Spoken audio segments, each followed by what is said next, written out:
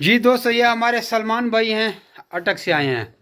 अच्छा ये करीब से ताकि पहचान से तरीक से 4 उसको कलर की फीमेलें दी हैं, 4 जेंट अंगूर की है और सारी क्रॉस करा के दी हैं।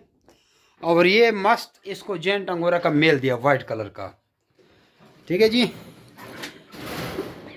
और इससे 12 साल का एग्रीमेंट हो गया। इसको खुराक के बर्तन दिए। ये जो पूरे पाकिस्तान में बार बार कह रहा हूँ, चैलेंज से किसी के पास वज़न में नहीं, आधा किलो से ऊपर किए हैं। और ये इसको 4 नोज़ले दिए हैं और इसे 12 साल का एग्रीमेंट हो गया।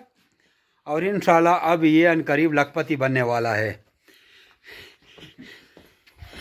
ऐसा एग्रीमेंट आपके साथ भी हो सकता है। 4000 का बच्चों का जोड़ इन्हें इसे वापस लेना है, वाइट के बच्चे, और कलर से अपनी ब्रीड बढ़ाएगा। और 12 साल का एग्रीमेंट हो गया। कुछ लोग पैसे ऑनलाइन जमा करवा के देते हैं, हम गाड़ी में भेज देते हैं, और कुछ लोग खुद आके ले जाते हैं। जनाब जज़ाक। सलमान साहब पैसे निकालें आप।